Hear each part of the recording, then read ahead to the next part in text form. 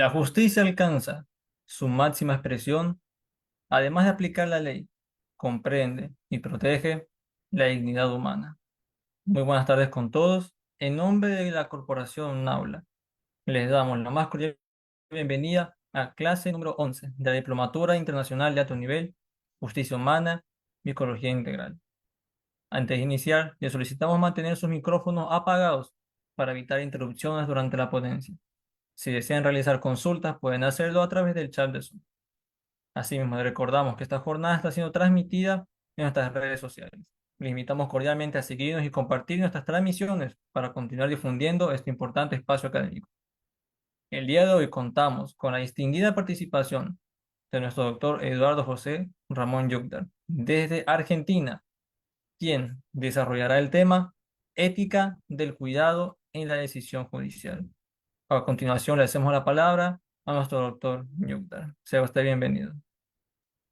Muy bien, muchas gracias, Joshua. En primer lugar, quiero felicitar a la selección de ese país por ese notable triunfo y la alegría que ha brindado a todo el pueblo ecuatoriano, que un poco Gracias, quizás ha generado que nos retrasemos un poco el comienzo, pero también ha sido histórico el triunfo y espero que les vaya bien el resto de lo que queda en la competencia internacional.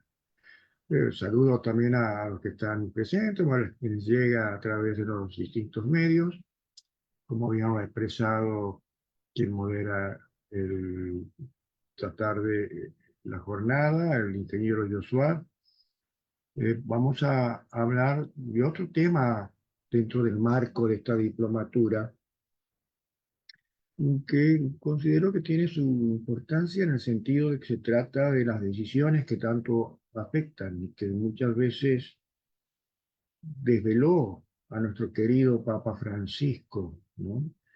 Que nos habló mucho a los jueces, nos habló mucho personalmente, nos habló mucho a través de cartas, nos habló y fundamentalmente a través de estas dos grandes encíclicas que, digamos, son el centro sobre el que gira toda esta diplomatura.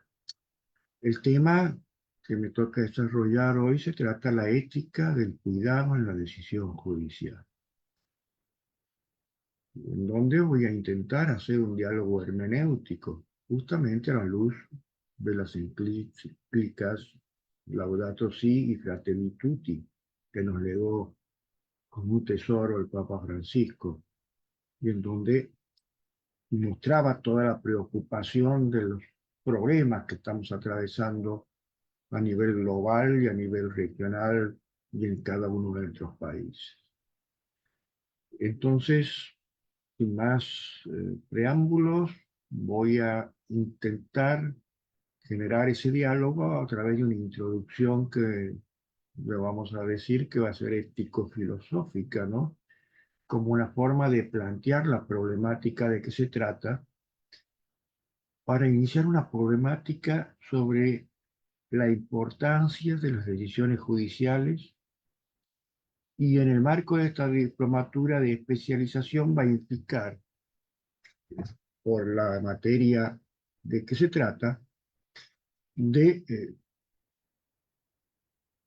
una implicancia que inevitablemente se va a adentrar en terrenos de la técnica procesal, del control de constitucionalidad, de la ponderación de principios, de las teorías de argumentación jurídica.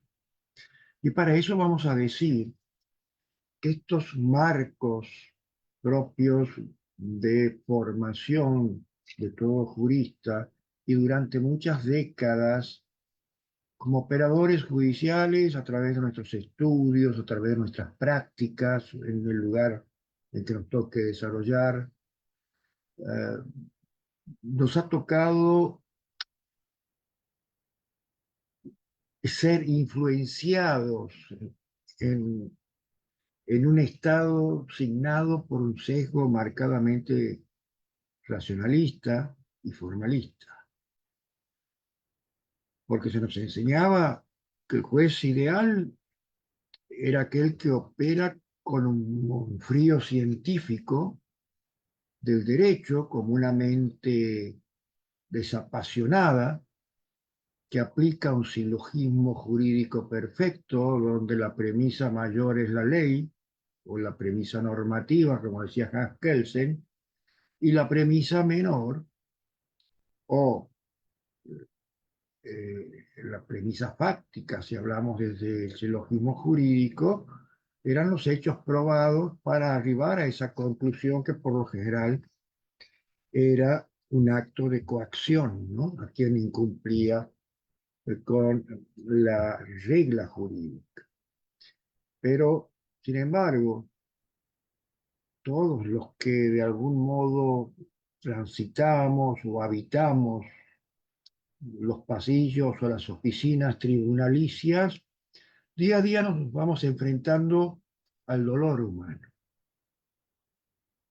que está, vamos a decir, cronificado en hojas, en expedientes. Sabemos que se siguen utilizando esos modelos cartesianos, que es cuanto menos insuficiente y en el peor de los casos, alineante. Y eso nos ha llevado a una crisis contemporánea en los sistemas judiciales. Y eso es una verdad de perogrullo en cualquier lugar de nuestra América Latina y de Iberoamérica, donde esas crisis no solamente transitan cuestiones que hacen a recursos materiales, de infraestructura, informática o de tasas de congestión y mora de causas, sino que va más allá. Y esto lo puedo decir y certificar con 21 años que llevo como juez de un tribunal superior de una provincia autónoma dentro del sistema federal de la República Argentina,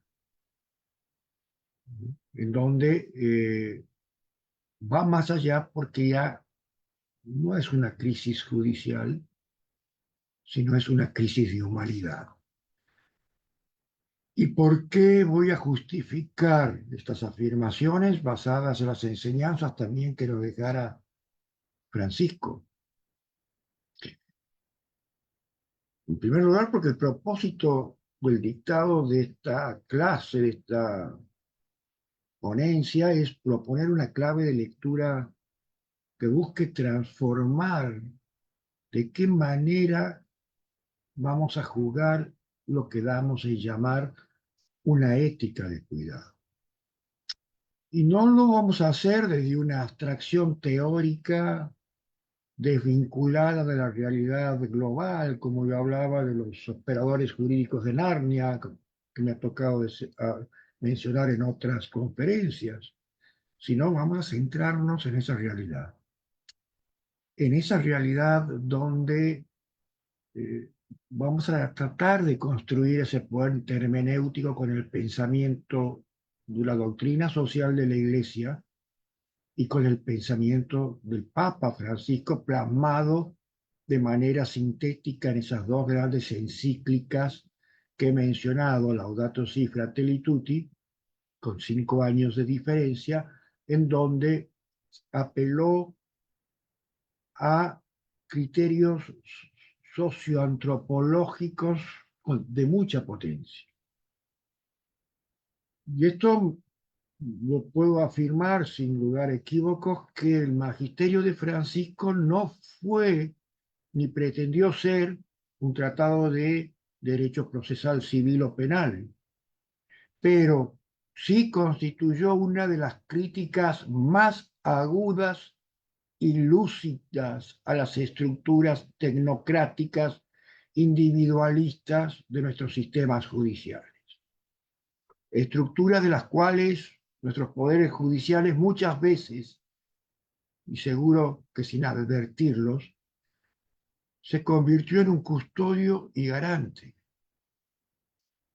Por eso el desafío que tenemos hoy en el estado de situación en que nos encontramos es buscar desentrañar cómo los conceptos de ecología integral, de cultura del descarte, de amistad social, o la parábola del buen samaritano para los que son creyentes, pueden y deben reconfigurar esa ontología, esa esencia del ser del juez contemporáneo como acto civilizatorio de dictar sentencia. Y para abordar esto, nos vamos a tener que transportar a una genealogía de la ética del cuidado, como esa palabra no me pertenece. Esa ética del cuidado lo dijo Francisco en el marco de sus encíclicas y de sus cartas dirigidas a quienes operamos en el sistema judicial. Y vamos a ver cómo ha sido esos pedidos que nos hacía en la recepción en el ámbito jurídico y para comprender la audacia que tuvo el,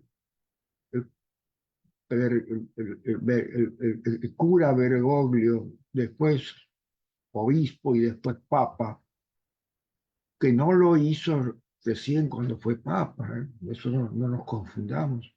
Bergoglio viene de una de las órdenes que más entendió el sufrimiento humano, que son los jesuitas. Y prácticamente desde que fue un simple cura siempre estuvo mirando el sufrimiento, mirando el avasallamiento de derechos. Por lo tanto, no fue que recién reflexionó estas cosas cuando alcanzó la máxima jerarquía del prelado, sino que lo hizo desde toda esa evolución con precisiones conceptuales para que hoy podamos entender de qué se trata de una ética de cuidado y cómo esa ética del cuidado dialoga con el derecho. Para esto, todos los que estamos, en cierto modo, dentro de un marco de operadores judiciales, y especialmente aquellos que profundizan estudios en el marco de la filosofía moral, esa ética de cuidado irrumpe con fuerza en el último tercio del siglo pasado, del siglo XX, impulsada por investigaciones de quienes desarrollaban estudios de antropología social, como la psicóloga y filósofa Carol Gilligan, que en su obra fundacional And a Different Voice de 1982 claramente enfrentó los modelos de desarrollo moral que a su vez había empezado originariamente Lawrence Kohlberg, quien este último situaba la cúspide de esa madurez moral en la aplicación de principios abstractos, universales y formales de la justicia, que no le agradaban. Y desde fundamentos de la ciencia antropológica demostró que existe otra vía legítima y profunda de un razonamiento moral, una vía que no se estructura a partir de derechos individuales contrapuestos, de reglas simétricas, sino a partir de relaciones, de responsabilidades mutuas, de interdependencia, buscando de todas las formas evitar el daño, especialmente a esa entidad que para los que creemos nos dio Dios y para los no creyentes, por nuestra propia naturaleza, se llama dignidad humana. Mientras que la ética de la justicia tradicional que se practicaba desde varios siglos atrás se presenta y se pregunta qué sería lo justo de acuerdo a una norma general, y para responderse va a visualizar a los sujetos como individuos autónomos, desvinculados y en el potencial conflicto, aparece la contracara de la ética de cuidado que parte desde otra pregunta.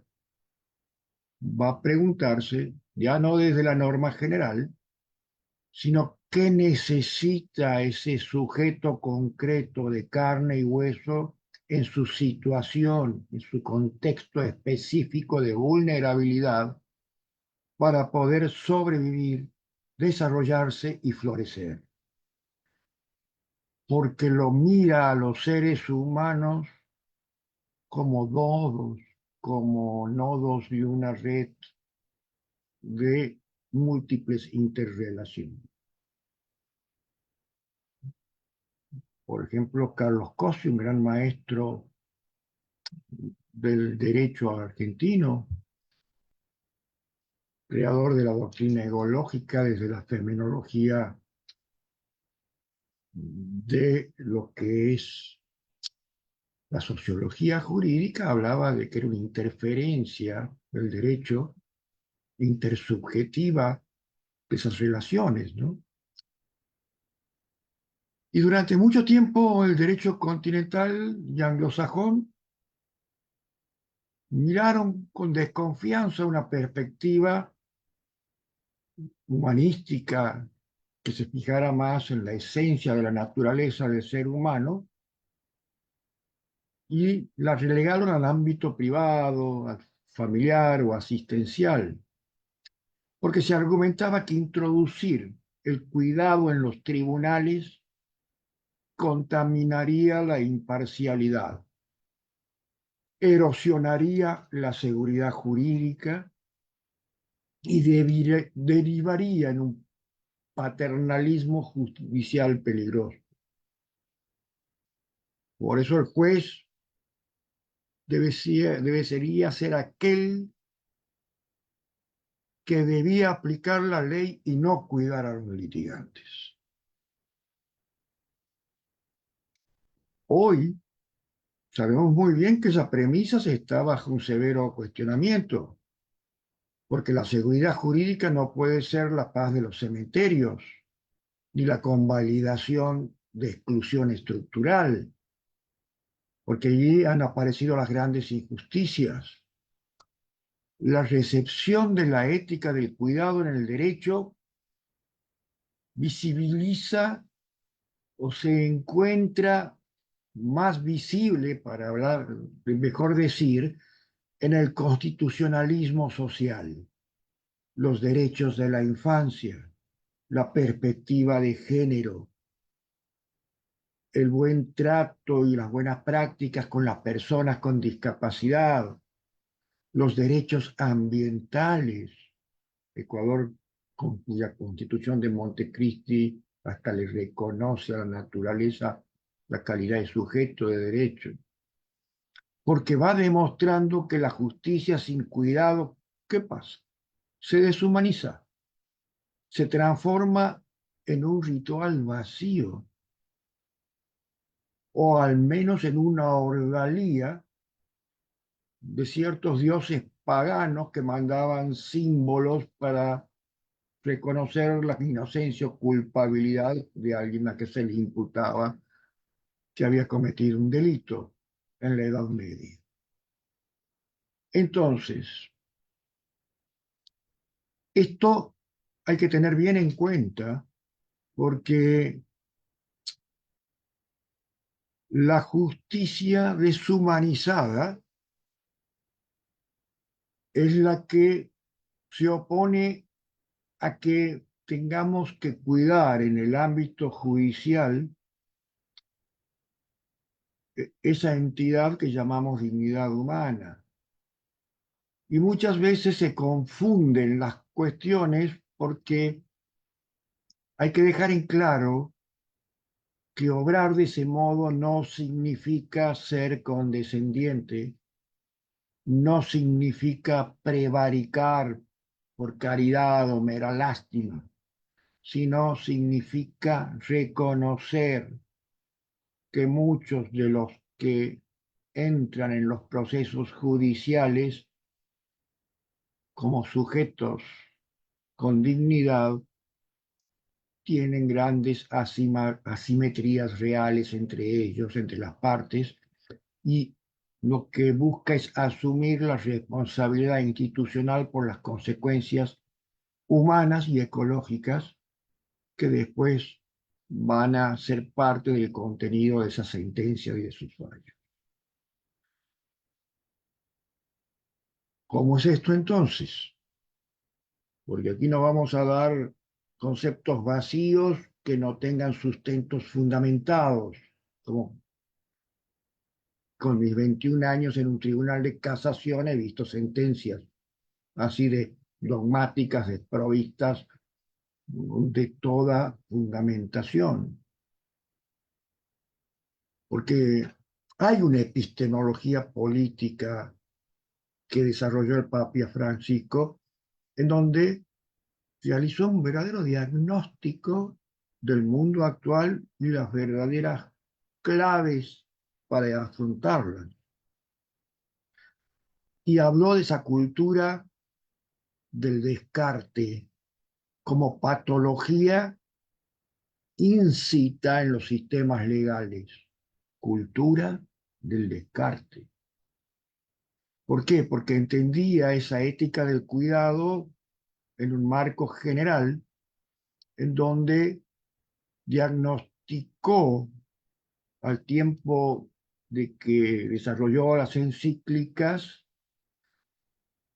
que los operadores judiciales no podrían nunca dictar una sentencia justa si son jueces, si ignoran el sustrato socioeconómico y cultural en que está inmerso el conflicto que se debe resolver.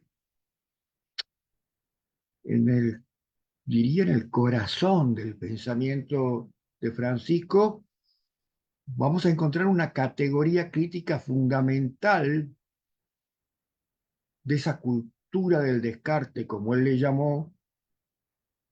Si ustedes tienen acceso a las encíclicas, vean el numeral 22 de la Laudatio Si.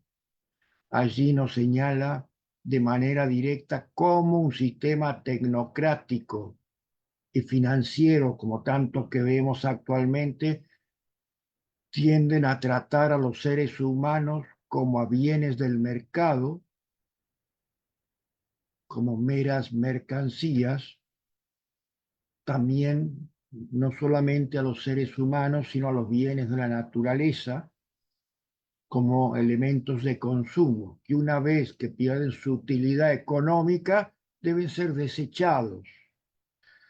Y Francisco nos decía en esa cita de la Laudato Si, que los seres humanos mismos terminan siendo catalogados de alguna manera como bienes de consumo. Ya no somos, dentro de esa visión kantiana de dignidad humana, ¿no? Que en el mundo de los fines todo tiene un precio, todos son medios, y que el fin en sí mismo es la dignidad humana, sino pasa a ser un medio, esos seres humanos con dignidad que se los pone como elementos de descarte. Entonces, Francisco era abierto también a la filosofía laica, porque en la Fratelli Tutti decía que había que escuchar todas las opiniones. Y cuando los seres humanos son catalogados como bienes de consumo que se puede usar y luego tirar, vamos a dar inicio a esa cultura del descarte que además la llevamos a promover muchas veces sin ningún tipo quizás de intención cuando obramos en, con los elementos jurídicos a nuestra disposición. Esta cultura del descarte no es un fenómeno ajeno a burocracias judiciales. Al contrario, penetra en ella a través de lo que podemos denominar un positivismo burocrático, así lo decía Francisco, o un taylorismo judicial. Y ustedes me dirán, ¿qué es un positivismo burocrático o un taylorismo judicial? Es cuando las escuelas de las magistraturas, las auditorías de gestión miden el éxito de un tribunal única y exclusivamente bajo criterios cuantitativos de cantidad, números de expedientes resueltos, tasas de congestión, velocidad de despacho, sin darle importancia a la calidad sustantiva de los contenidos de esas decisiones que son datos estadísticos. Falta esa eficacia material y el impacto social que pueden tener esas resoluciones. Y nos ponemos ante una manifestación clara de una cultura del descarte en términos de Francisco. El descarte procesal se configura cuando el sistema de justicia convierte los justiciables en un código de barras, en un número de legajo. El juez atrapa esa dinámica y cuando quiere desembarazarse del expediente mediante el uso indiscriminado de rechazos sin límite, certoraris, formalidades procesales rígidas o la aplicación ciega de precedentes que se aplican como si los seres humanos fueran clones en series y no personas que tienen una dignidad autónoma y única, como dicen los textos constitucionales y los tratados. Entonces, vamos a ver que es así y no seamos hipócritas. Los que estamos en los sistemas judiciales sabemos que es así, aunque no quisiéramos que se conozca. Entonces, esto, después no nos preguntemos por qué la gente quiere quemar los tribunales. No nos preguntemos por qué la gente no dejan transitar cuando salen los jueces y claman justicia, justicia. Porque ese descarte procesal, ese uso indiscriminado de rechazos formales, es un verdadero descarte a la complejidad de la vida humana para salvar la pulcritud de las estadísticas del tribunal. Y lo digo yo, que soy juez y juez de un alto tribunal. Por eso, por eso Francisco nos hablaba de un paradigma tecnocrático e individualista y que se reflejaba en el derecho. Esto no quiere mucho que se hable en las academias. Esto no quiere mucho que se hable en los mundos políticos. Pero hay que hablar. Si vemos el capítulo tercero de la Laudatio Si, Francisco con total crudeza analiza la raíz humana de la crisis ecológica y social y la sitúa en un paradigma tecnocrático. ¿Por qué? Porque ve que consiste en creer que el ser humano es un sujeto extremadamente situado frente a un objeto disponible que puede ser manipulado de forma ilimitada, y me refiero a todos los componentes de la naturaleza, mediante la técnica para extraerle todo el rendimiento posible sin importarle si lo vamos a agotar, si vamos a contaminar. Entonces, el derecho moderno ha sido colonizado, nos decía Francisco, por este paradigma tecnocrático. Hemos transformado el ordenamiento jurídico en una técnica de ingeniería social desprovista de valores trascendentales, con la separación de la moral y del derecho. Y en vez de buscar como fin la verdad y la reconciliación social a través de un método civilizado de componer los desacuerdos entre los seres humanos, ¿qué pasa?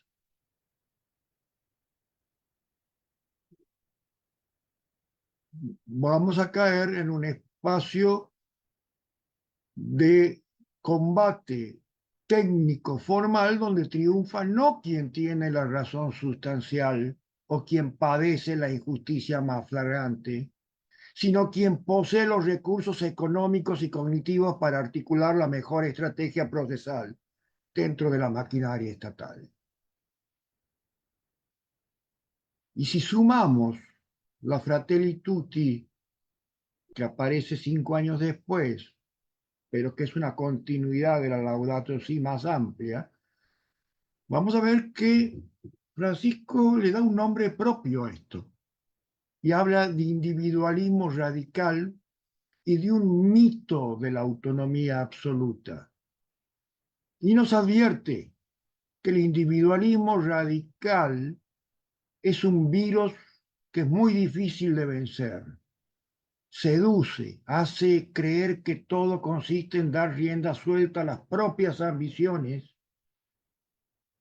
como si acumulando ambiciones y seguridades individuales pudiéramos construir el bien común. Y él decía, nada más alejado de la verdad que...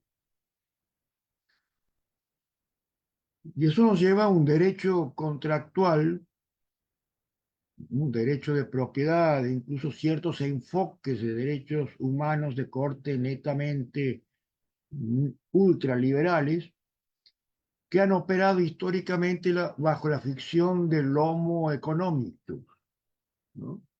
Ese individuo perfectamente autónomo, racional, plenamente informado, capaz de negociar en igualdad de condiciones con el mercado en la vida. Pero la ética del cuidado dentro del magisterio de Francisco hace estallar esta ficción. Los seres humanos somos constitutivamente vulnerables todos. Nacemos dependientes, enfermamos, envejecemos, morimos en un tejido de interdependencias. Cuando la decisión judicial ignora esas asimetrías y aplica la ley bajo la ficción de la igualdad formal, estructural, entre un banco multinacional y un consumidor endeudado, o entre un terrateniente y una comunidad campesina, el juez no está siendo neutral, está siendo el brazo ejecutor del paradigma tecnocrático y del descarte de los más débiles. No lo digo yo, vean Fratelli Tutti. Laudatio sí también nos habla de un principio de una ecología integral en el razonamiento judicial. Y ese paradigma de ecología integral nos dice que debemos escuchar el clamor de la tierra ante la crisis ambiental y el daño ecológico que le estamos generando, pero también el clamor de los vulnerables, de los pobres, dentro de una vulnerabilidad social humana. Porque la respuesta de la ética de cuidado ante esos cuadros tiene que buscar siempre la superación del individualismo y el formalismo jurídico. Las sentencias sistemáticas tienen que tener impacto relacional, porque existe una tesis, como se enseñaba, de la interconexión total. Todo está conectado, ¿no? Porque si pasamos de la Laudato Si,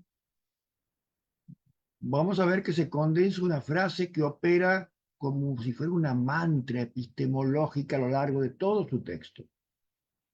Todo está conectado, decía Francisco, si vemos los apartados 117, 138, 240, en donde derriba comportamientos estancos del pensamiento moderno y propone una ecología integral, la cual incorpora claramente las dimensiones ambientales, pero también económicas, sociales, culturales y de la vida cotidiana. En el párrafo, creo que es 139, si no me falla la memoria, porque ya estoy viejo, ya me están descartando también dentro de esa sociedad del descarte que describía. No hay dos crisis separadas, una ambiental y otra social, sino una sola y compleja, una crisis socioambiental. Las líneas para la solución requieren un enfoque integral para combatir pobreza, para devolver dignidad a los excluidos y simultáneamente para cuidar la naturaleza, que tanto la estamos maltratando. Por eso esta tesis de la interconexión total tiene una potencia, hasta diría revolucionaria, en el buen sentido de la palabra, para la teoría de la decisión judicial y la fundamentación que debemos darles a las sentencias. Tradicionalmente aprendimos que el caso judicial se construye mediante una operación de recorte. El juez aísla el hecho en el tiempo y en el espacio, recorta las variables que considera jurídicamente irrelevantes y dicta una resolución circunscrita a límites estrictos de la litis. Pero un juez que incorpora la ecología integral comprende que el caso judicial es un ecosistema. Los conflictos familiares, penales, laborales o de vivienda que llegan a los estrados son síntomas superficiales de redes relacionales profundamente dañadas o precarizadas. La decisión de un juez, por ejemplo, cuando se desaloja una madre con hijos menores en zonas urbanas marginales, no es un mero conflicto de derechos reales, que es propiedad versus tenencia, queremos llamarla así, como si fuera un partido de fútbol. Es un hecho que impacta en la salud pública, en la escolarización de las infancias, en los índices de criminalidad de la zona y en la cohesión de todo el tejido social. Yo me remito a la realidad que es la única verdad y vemos la realidad de nuestros pueblos latinoamericanos. Por tanto, ese principio de ecología integral exige que la motivación de las sentencias judiciales abandonen ese reduccionismo analítico y adopte un enfoque sistémico. Un juzgador debe ser capaz, desde una visión hermenéutica, de prever, ponderar efectos colaterales, sistémicos de su decisión, asegurándose que la aplicación literal de una norma no destruya el ecosistema social y familiar del sujeto que tiene bajo su jurisdicción. Cuando nos dice Francisco, escuchen el clamor de la tierra como el clamor de los pobres, nos está diciendo que hoy no podemos dejar de reconocer que un verdadero planteo ecológico se convierte siempre en un planteo social, que debe integrar la justicia en las discusiones sobre el ambiente para escuchar tanto el clamor de la tierra como el clamor de los más vulnerables. Es un doble clamor. Debe resonar con fuerza en las salas de audiencias. Históricamente el derecho ambiental ha sido tratado como una rama de especialidad técnica, a veces distante, del derecho social. Para Francisco no, Francisco unifica ambas agendas. El sufrimiento de la naturaleza y el sufrimiento de las mayorías desposeídas provienen de la misma fuente, de la misma matriz de desatención y falta de cuidado. Entonces, nos enseña a quienes ejercemos la función jurisdiccional cómo debe escuchar un juez ese clamor de la tierra y de los vulnerables. Y nos deja escrito en la encíclica que el derecho ambiental colectivo supera las visiones antropocéntricas clásicas del derecho de propiedad. El juez del cuidado comprende que los bienes comunes, el agua, los bosques, la biodiversidad, el aire limpio, no son recursos infinitos al servicio de la tasa de ganancia de grandes corporaciones, sino precondiciones para la vida digna actual y de las generaciones futuras. Las medidas cautelares ambientales, por ende, se deben dictar con audacia preventiva, aplicando el principio indubio pro natura e indubio pro agua. Ecuador lo ha comprendido y lo ha constitucionalizado, y esa es la virtud que tiene la Constitución de Montecristi de 2008. El control de convencionalidad y social, ¿cómo lo vamos a entender? No podemos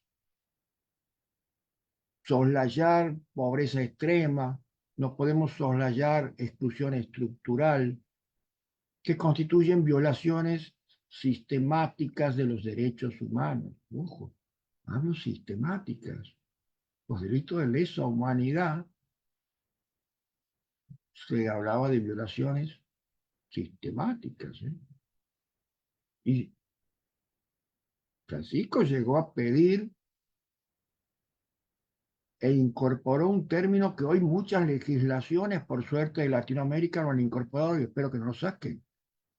Así como hay genocidio, él le llamó ecocidio en la Laudato Si.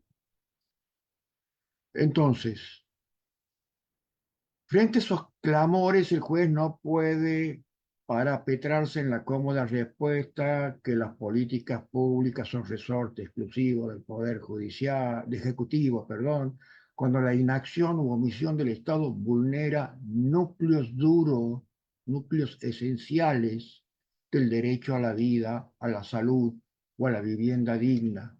El juez de cuidado debe actuar como garante activo dictando sentencias estructurales que obliguen incluso a otros poderes que son insensibles a remover obstáculos que impidan esa igualdad real, sustancial. Por eso es una cuestión que el Papa recientemente fallecido le llamaba superación de la ceguera jurídica. Me encanta esa encíclica porque inaugura una terminología que solamente la mente iluminada que él tenía podía concebirla. Y nos habla de una ceguera jurídica cuando desatendemos la degradación ambiental y comunitaria.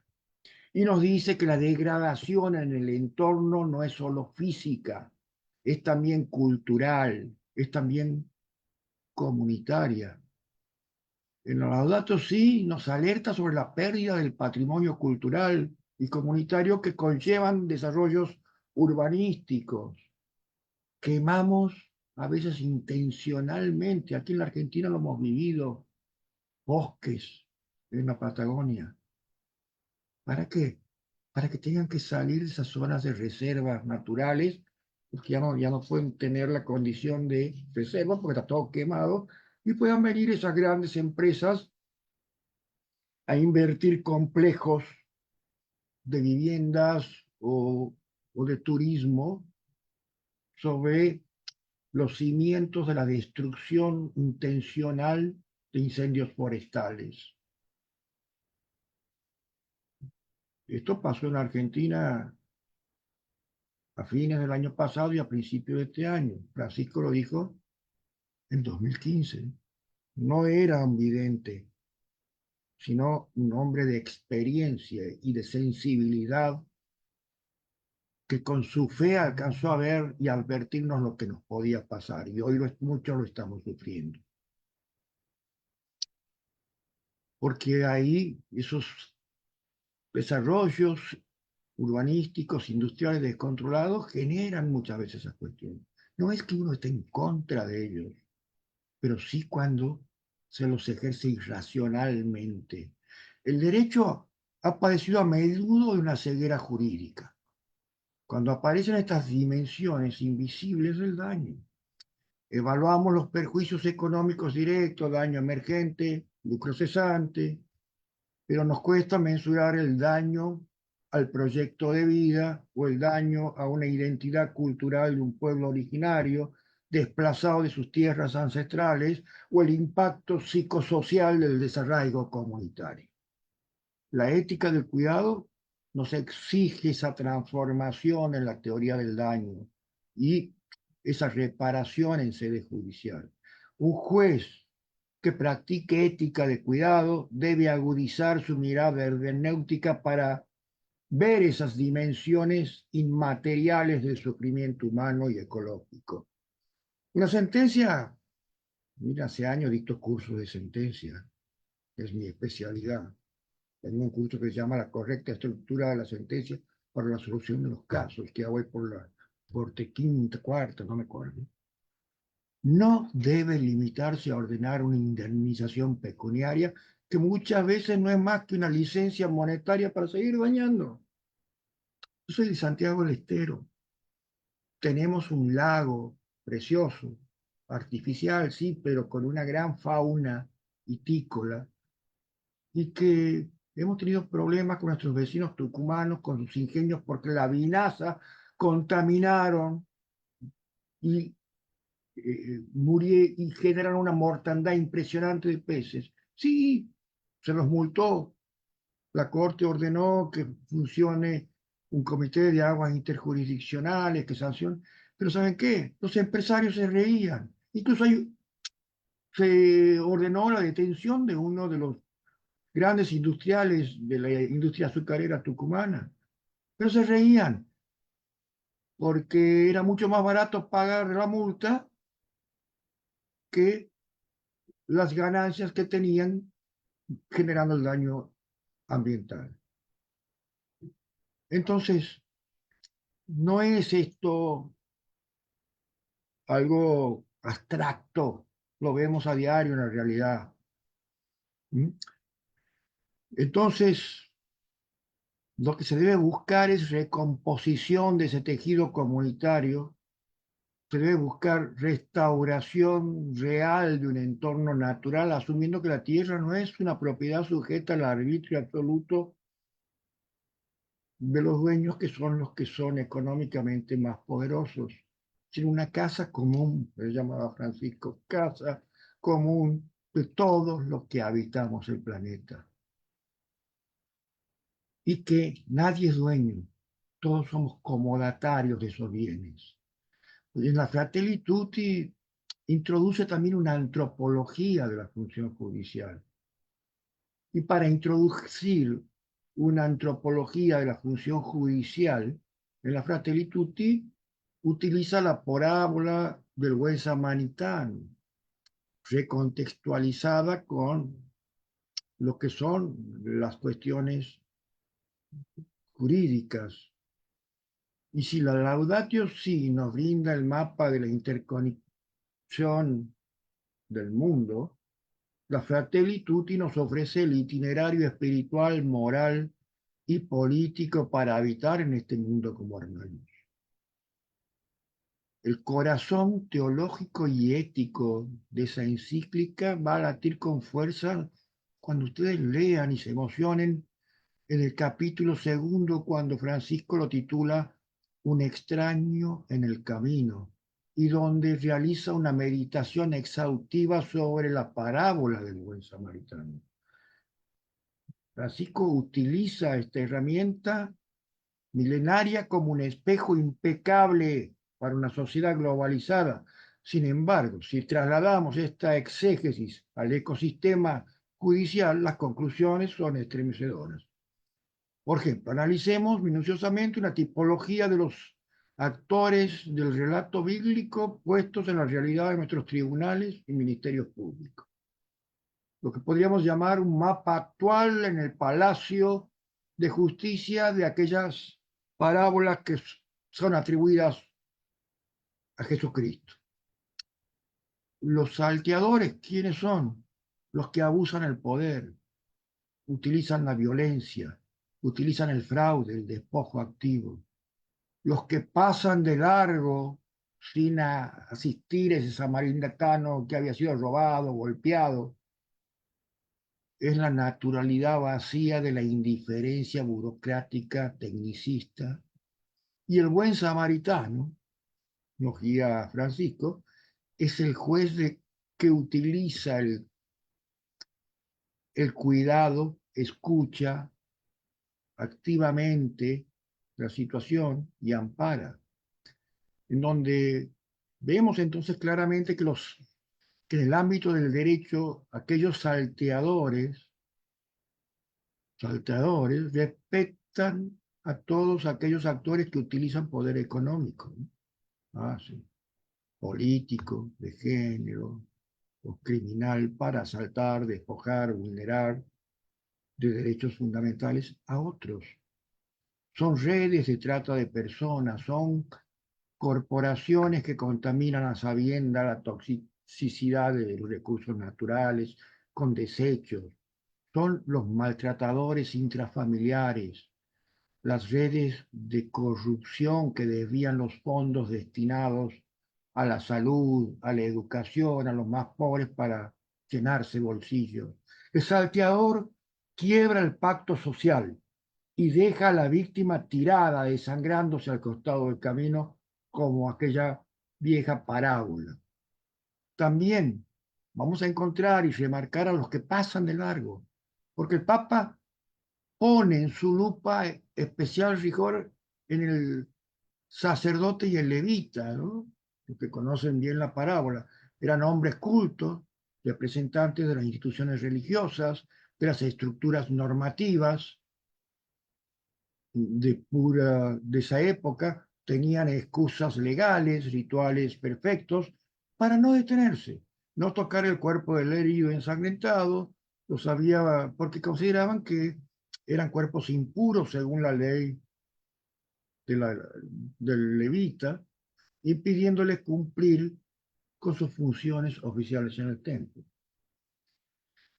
Y ahí es donde quizás sea el mayor peligro latente en la judicatura contemporánea, el magistrado leviticio, aquel juez, fiscal o defensor que ve el dolor humano reflejado en las hojas de un expediente y decide pasar de largo, escudándose en la pureza del ritual formal procesal.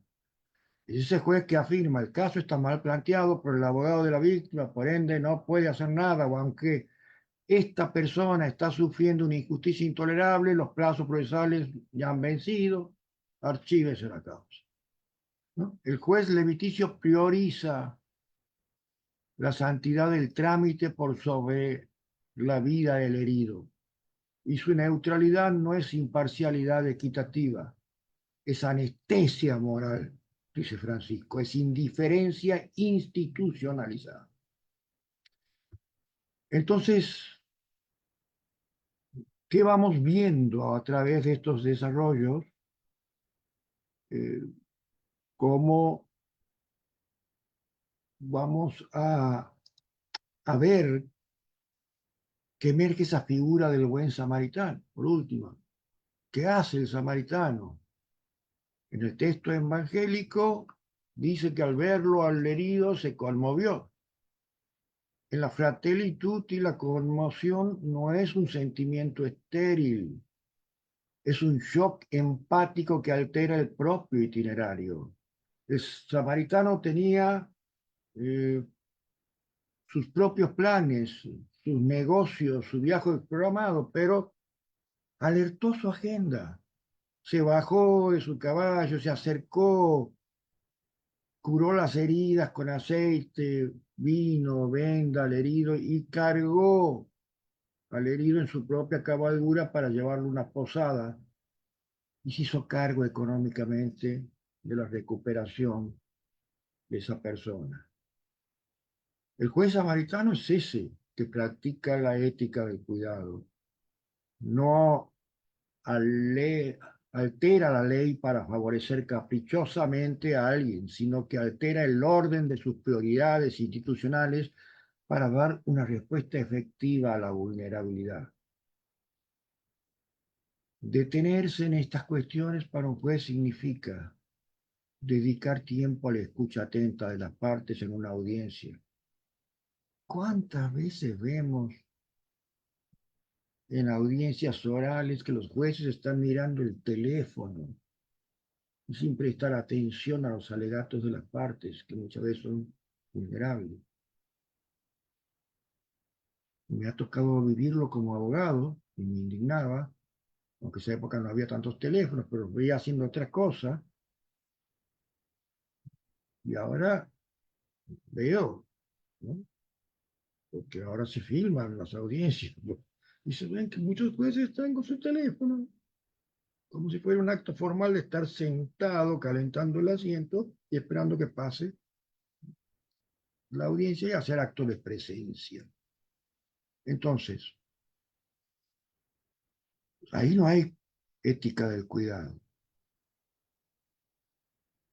También flexibilizar las rigideces procesales mediante la aplicación del principio iura novit curia. Para eso tenemos esa herramienta, para fortalecer que sea una justicia, una tutela judicial efectiva que pueda suplir deficiencias técnicas de la defensa del estudio y también monitorear la ejecución de las sentencias.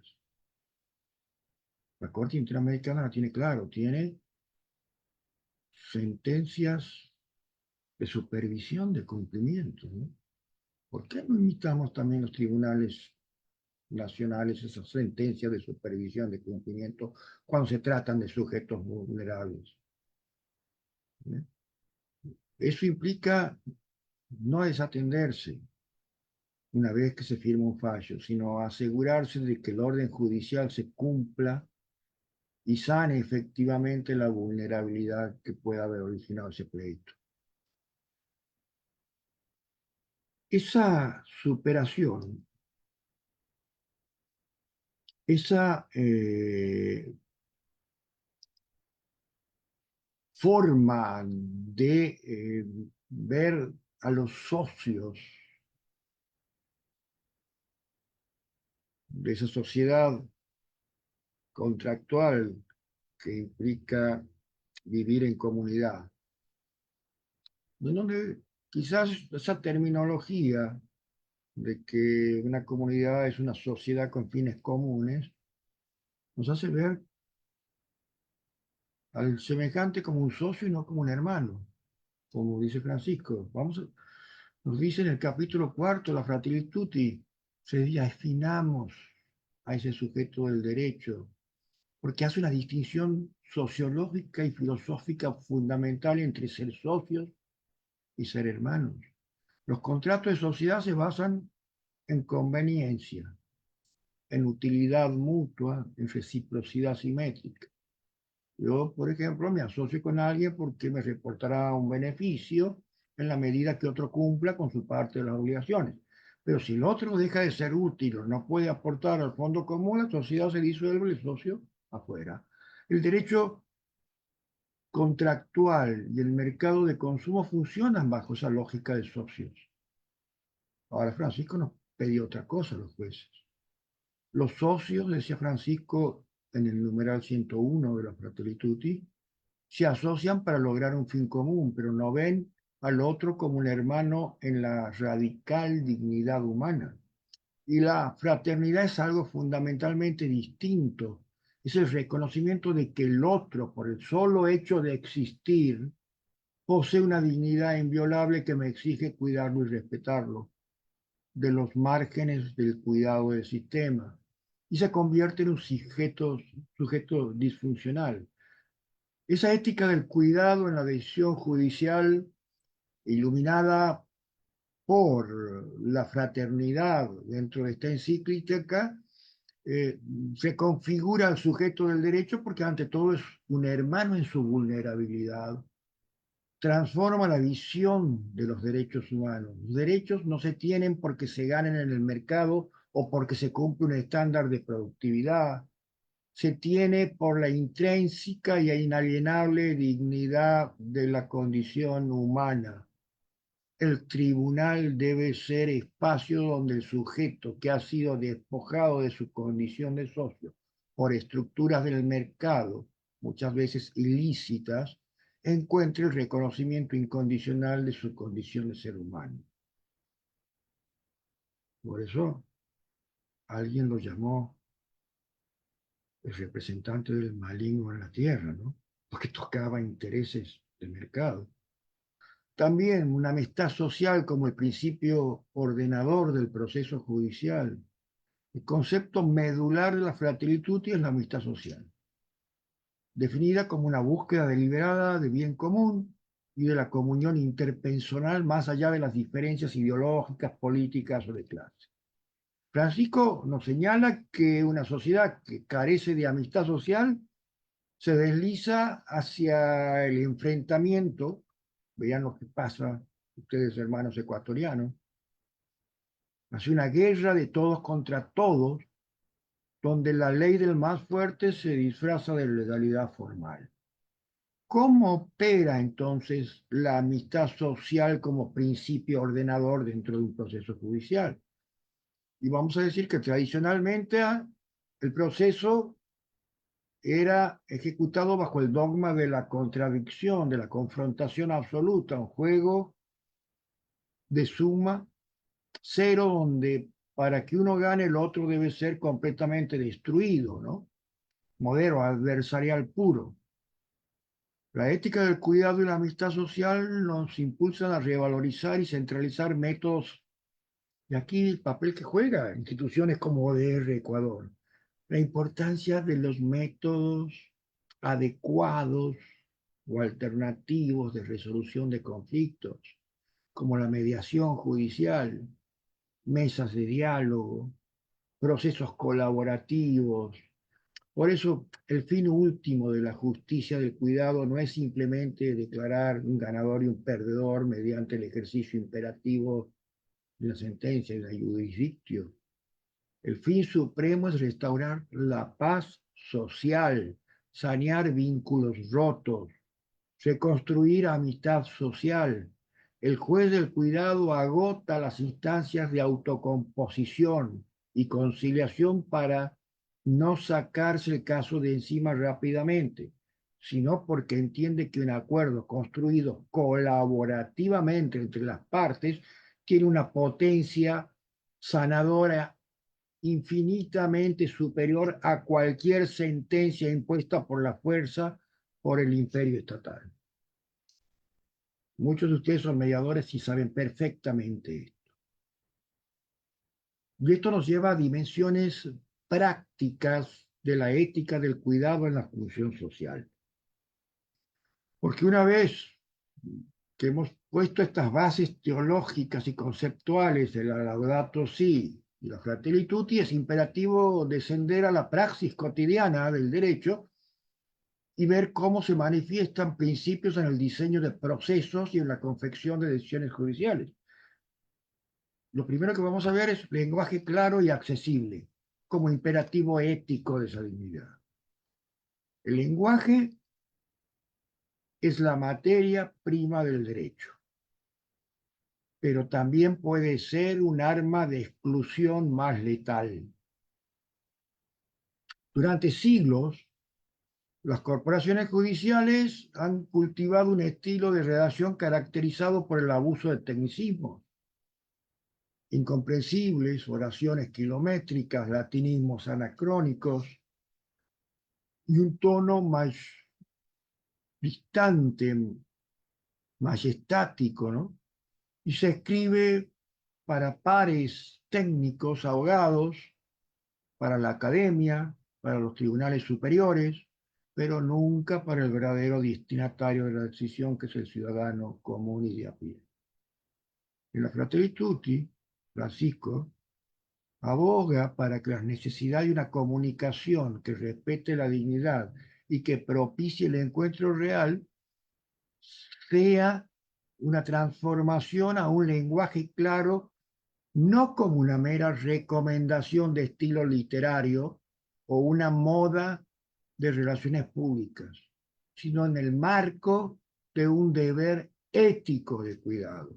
Cuando un juez entrega una sentencia de 20, 30, 40 o 50 páginas que define la custodia de hijos, el destino de su libertad o desalojo de una vivienda, esa persona no puede comprender las razones del fallo debido a que la oscuridad del texto se está perpetrando en forma de violencia institucional. Se le está negando el derecho humano a comprender. Por eso, cuando se habla de cuidar al justiciable, implica redactar con rigor técnico indiscutible en los fundamentos jurídicos. Pero eso no obsta a que se incorpore párrafos de lectura fácil, explicativos, dirigidos directamente a los afectados, especialmente si se trata de niños, niñas, personas con discapacidad o sectores de baja escolarización. El lenguaje claro democratiza el acceso a la justicia y devuelve sobre todo protagonismo a los seres humanos. También hay un principio de vulnerabilidad frente a la ficción de la igualdad formal. Uno de los pilares del derecho liberal decimonónico es justamente el principio de igualdad ante la ley. Lo vemos en las constituciones de Argentina del siglo XIX, ¿no? Que consagran que todos somos iguales ante la ley. No obstante, la aplicación ciega de este principio en contextos de profunda asimetría estructural genera injusticias más aberrantes. Piero Calamandrei, indiscutido y prestigioso jurista italiano, sabía decir y hace mucho tiempo que no hay mayor injusticia que tratar como iguales a quienes son profundamente desiguales. Por eso la ética del cuidado, la revisión judicial, operaliza este principio de vulnerabilidad como una herramienta hermenéutica de corrección. El jugador debe realizar una interseccionalidad de vulnerabilidad, y también lo ha dicho la Corte Interamericana, esto, ¿eh? También es derecho, detectando si en el caso concreto confluyen factores como desigualdad por discriminación de género, por pobreza extrema, por ancianidad, por discapacidad o pertenencia a minorías étnicas, perdón. Entonces, tenemos que ver todas estas cuestiones que van, en cierto modo, reconfigurando estas visiones para humanizar el derecho. Porque frente a un sujeto vulnerable, un juez de cuidado debe abandonar la pasividad de árbitro, como si fuera de un partido de fútbol, y debe activar medidas de tutelas diferenciadas. También lo ha dicho la Corte Interamericana sobre medidas y tratamientos diferenciados con personas con vulnerabilidad. Es una opinión consultiva también que parece que va en sintonía con lo que predicaba San Francisco, ¿no? Entonces, esto nos lleva a una inversión o flexibilización de la carga de la prueba, cargas dinámicas. No se le puede exigir al obrero precarizado o a la comunidad indígena la misma sofisticación de metodologías técnicas probatorias que a una corporación multinacional con equipos de peritos y recursos económicos muy grandes. También activismo en la producción de medidas de mejor proveer, sin afectar la imparcialidad, obviamente. El juez debe ordenar de oficio pruebas necesarias para llegar a esa verdad real cuando advierta una manifiesta indefensión técnica de las partes, las medidas, presentaciones in pauperis modo, medidas cautelares de urgencia y autosatisfactivas para evitar que el tiempo del proceso, que siempre juega en contra del más débil, hagan estadísticas y si encuentran que es al revés, me avisan, porque yo no lo he encontrado, consuma el derecho antes de dictar la sentencia definitiva. Esto, bajo ningún punto de vista, significa parcialidad o sesgo ideológico como los detractores quieren plantearlo de estas visiones humanísticas. Al contrario, significa cumplir con un mandato constitucional y convencional de garantizar la igualdad de oportunidades y de trato, una exigencia que el mismo Francisco remarca con insistencia al exigir que las instituciones del Estado se inclinen primordialmente hacia los más vulnerables y más postergados en muchos casos. Por eso también aparece esa perspectiva de justicia restaurativa frente a un punitivismo penal abstracto, ¿no? En el ámbito del derecho penal es donde quizás más se ven estas tensiones de la cultura del descarte y la ética de cuidado. Se vuelve quizás más dramática. Vivimos en una era marcada por populismo penal. Todo se resuelve con cárcel, con sanciones, y el punitivismo abstracto se vuelve como una corriente política y mediática que propone el endurecimiento de penas, la baja de edad de punibilidad a menores de edad, el encarcelamiento masivo, la degradación de las garantías procesales como la única respuesta mágica para poder solucionar la inseguridad. Francisco ha sido quizás la voz global más valiente de enfrentar estas cuestiones porque en sus discursos ante asociaciones de derechos penales y jueces penales, yo lo vi por una videoconferencia, ha calificado a la reclusión perpetua como una pena de muerte oculta y ha cuestionado con vehemencia las condiciones infrahumanas de detención que transforman a las cárceles en centros de descarte humano. Por eso esa ética del cuidado en materia penal exige transitar un camino de transición de un modelo retributivo clásico basado exclusivamente en el binomio delito-castigo hacia un paradigma de justicia restaurativa. Mientras que la justicia restaurativa se desentiende de la víctima una vez que la utiliza como testigo en el proceso y se limita a enclaustrar al victimario, la justicia restaurativa se enfoca en preguntas como quién ha sido dañado y qué necesita para ser reparado, cuáles son las obligaciones y responsabilidades de quien ha infringido la norma para enmendar el daño provocado, y que tiene mucho más efecto que cualquier castigo corporal o hacia la misma libertad. Porque se pregunta también cómo puede la comunidad participar para reintegrar a ambos y reintegrar el tejido social y evitar la repetición del conflicto. El juez penal, que se inspira en una ética de cuidado, no abdica en su deber de aplicar sanción legal cuando corresponde.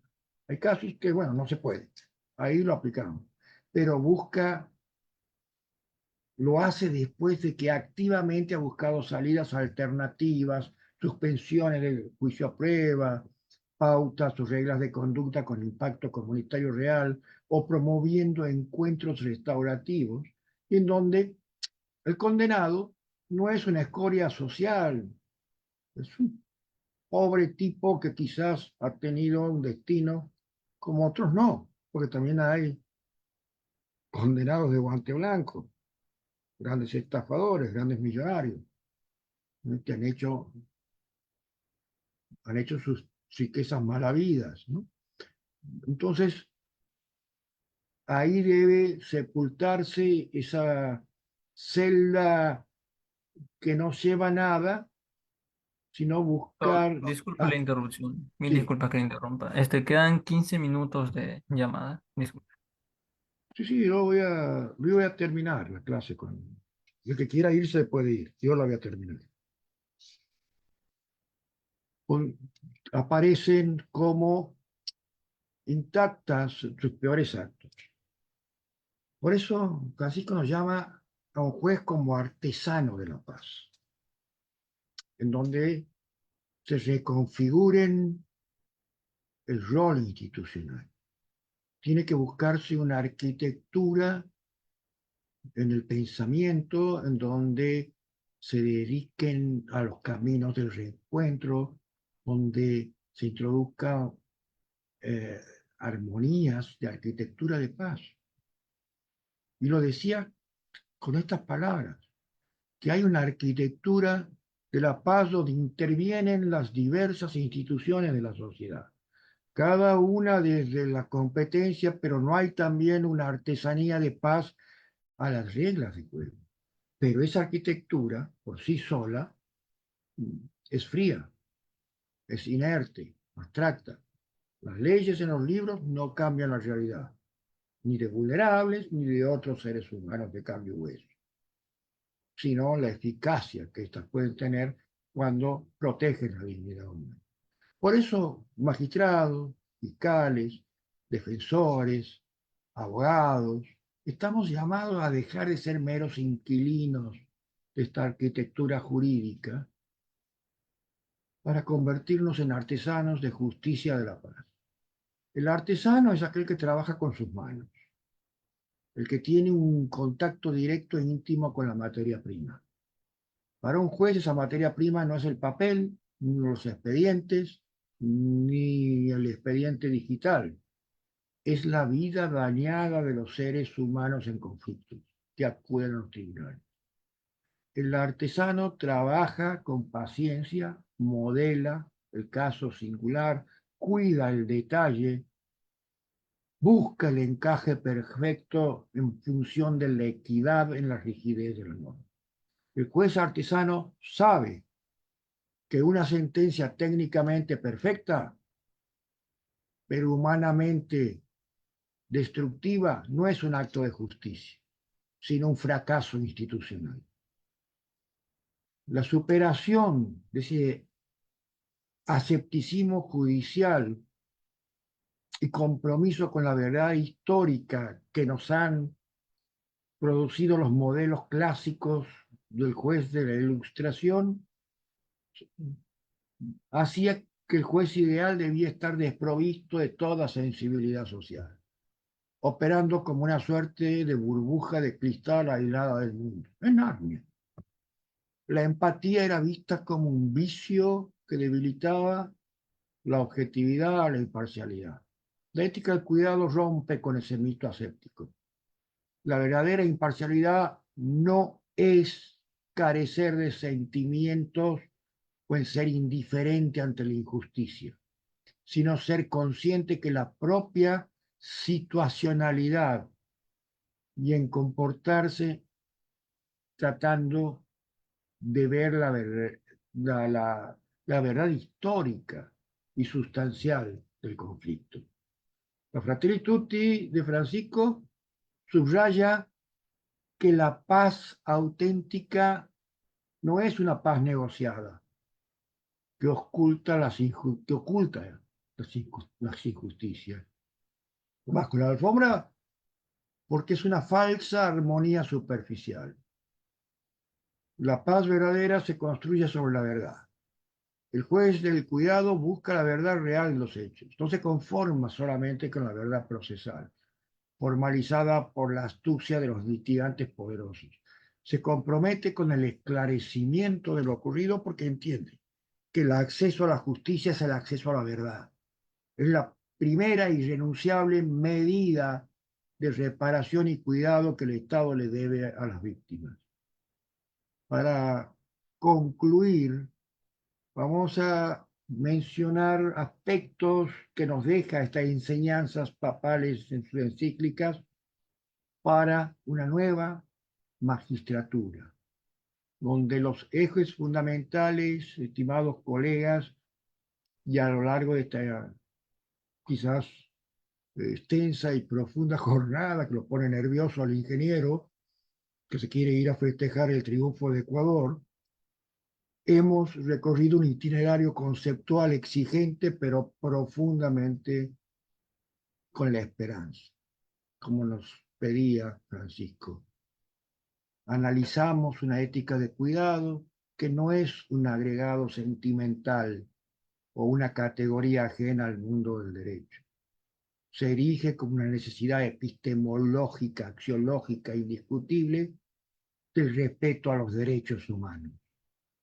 El Papa Francisco con sus encíclicas nos ha hecho aprender que la cultura del descarte y el paradigma tecnocrático burocratizan el dolor humano, lo transforman a los tribunales en fábricas de estadísticas cuantitativas que aniquilan singularidad dramática de las cosas. La ecología integral plasmada en la Laudato Si nos impone una visión sistemática e interconectada con los conflictos judiciales, obligándonos a escuchar de manera unificada el clamor de la tierra y el clamor de los vulnerables, ensanchando esa teoría del daño y de la reparación. La mediación y la meditación sobre el buen samaritano, la Fratelli Tutti, nos va conformando directamente con las responsabilidades como agentes institucionales, exigiéndonos abandonar la postura del magistrado levítico que habíamos hablado, que pasa de largo, escudándose en la pureza de rituales formales, para abrazar el rol del juez samaritano que se detiene, conmueve y hace cargo de la verdadera justicia y sobre todo de la situación de los vulnerables. Y finalmente, la amistad social y la concepción del prójimo como hermano, no como mero socio contractual que obliga a redefinir el rol del juez, mutando de un árbitro pasivo y punitivo a un auténtico artesano de la paz y la recomposición de sus vínculos sociales. Por eso, esta es un desafío y un desafío que, no tenga, que nos llama a no tener miedo de humanizar el derecho. No tengamos miedo de mirar a los ojos a quienes acuden a nuestros tribunales. Que nuestras sentencias no lleven únicamente el sello frío de la ley escrita, sino el hábito transformador de justicia que repara, que incluye, que cuida. Por eso tenemos que ser vehículos en cada providencia, en cada audiencia y en cada fallo definitivo de una construcción hecha como artesanos de la paz y de la fraternidad humana que tanto nos exige nuestro pueblo y nuestra casa común con desesperación.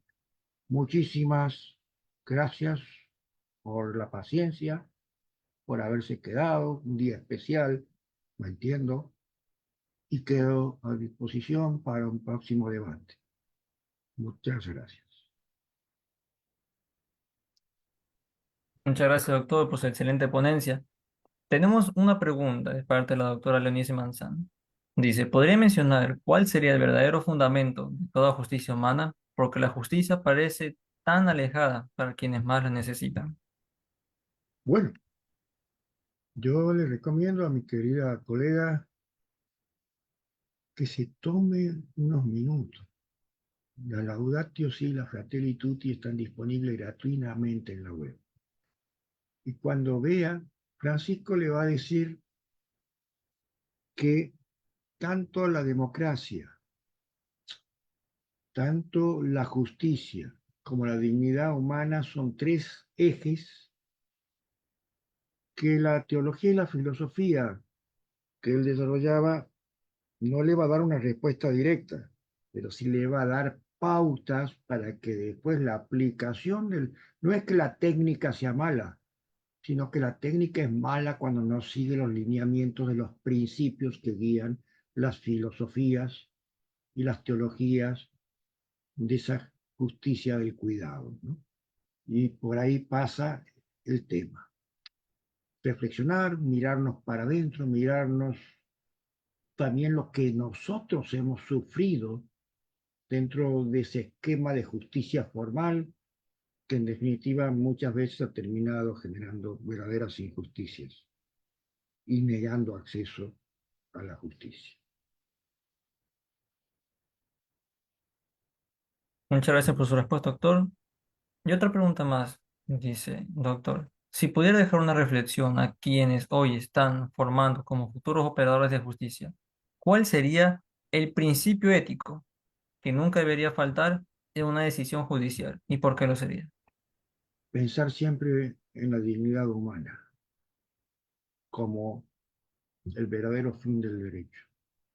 Pensar siempre que hasta el más equivocado o al peor de los delincuentes, como dice la Corte Interamericana en el caso de Velázquez Rodríguez, tiene el Estado el derecho a sancionarlo, a aplicarle graves sanciones, penas, pero siempre el límite va a ser ese núcleo duro y ese núcleo esencial, que es la dignidad humana, donde ni el Estado puede penetrar. Y que, por más graves que sean las cosas que haga, por ejemplo, eh, nunca el Estado tiene que comportarse como ese delincuente. Siempre tiene que utilizar las armas del derecho en serio, y no digo cualquier derecho, no hablo del derecho degenerado que hablé la otra vez, y también de la moral, donde vamos a encontrar esas vertientes de ese derecho del cuidado. Muchas gracias por su respuesta, estimado doctor. Otra pregunta más, que es algo corta que está en el chat. ¿Cree usted, doctor, que hay ética en la justicia? Mira, lo hay, no tenemos que generalizar, pero lamentablemente hay poca ética. Hay que dejar que la moral entre más en el campo del derecho. Muchas gracias, doctor, por la respuesta. Tal vez alguna otra persona más. El chat está totalmente abierto para todos los participantes. Pueden hacer alguna otra pregunta. Para aprovechar de la sabiduría del doctor.